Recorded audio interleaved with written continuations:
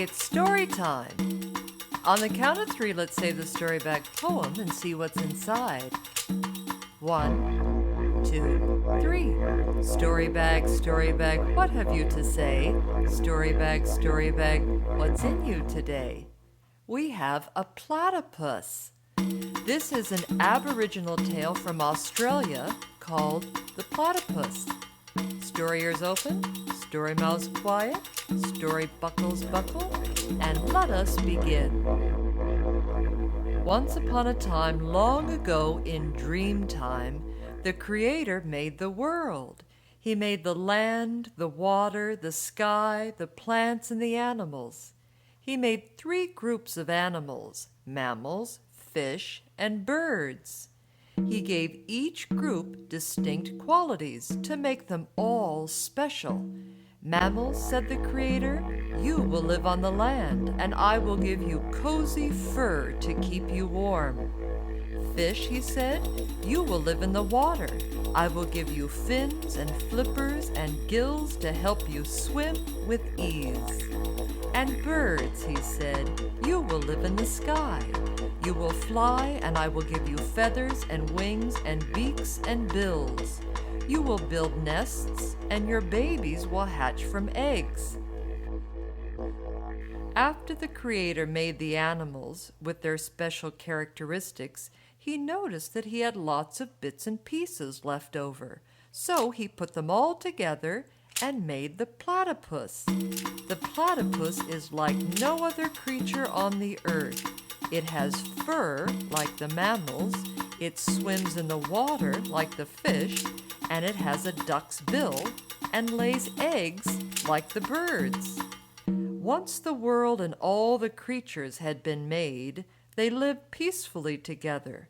But then the animal group started arguing with each other, saying that their group was best of all. We must have a battle with the fish and the birds, said the king kangaroo, to prove that we mammals are better than they. We have fur. What about the platypus? Asked the koala. The platypus has fur too. The mammals all asked the platypus to join their group. You have fur like us, they said. Join us mammals and be part of the best group of all. The platypus listened to the mammals and said, Thank you for inviting me to be a mammal. I will think about it and give you my answer on the first day of the week. The fish were having a meeting as well. We must battle the mammals and the birds to show that we are the best group of all, said the emperor eel. We are better than they are because we live in the water and swim so well. What about the platypus? Asked the stingray. The platypus can swim too. The fish asked the platypus to join their group. You swim just like us, they said.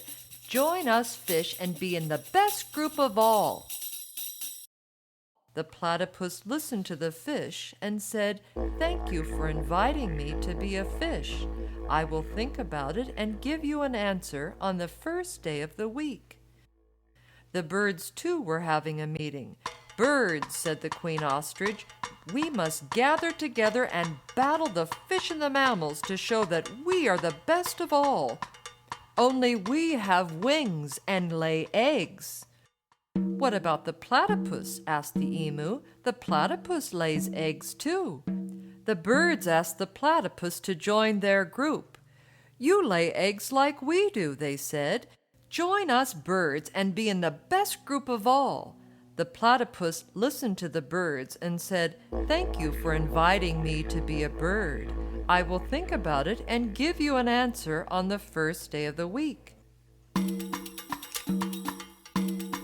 On the first day of the week, all the animals gathered around Platypus and asked, Which group will you join? The platypus said, I have thought about this and I have decided not to join any group. I am a part of each and every one of you.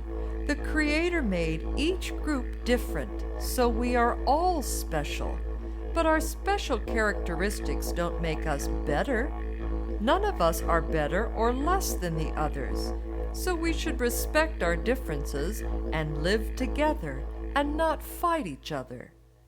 The mammals, the fish, and the birds listened carefully and finally agreed that the platypus was right. The battle was canceled, and from then on all three groups tried their best to get along.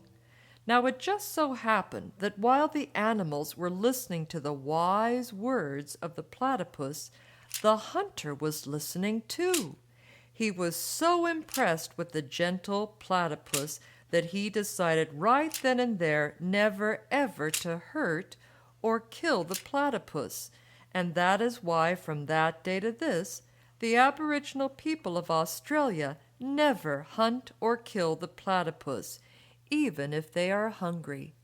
And there be my story, be it bitter or sweet. Take what you like, but leave enough for me to eat.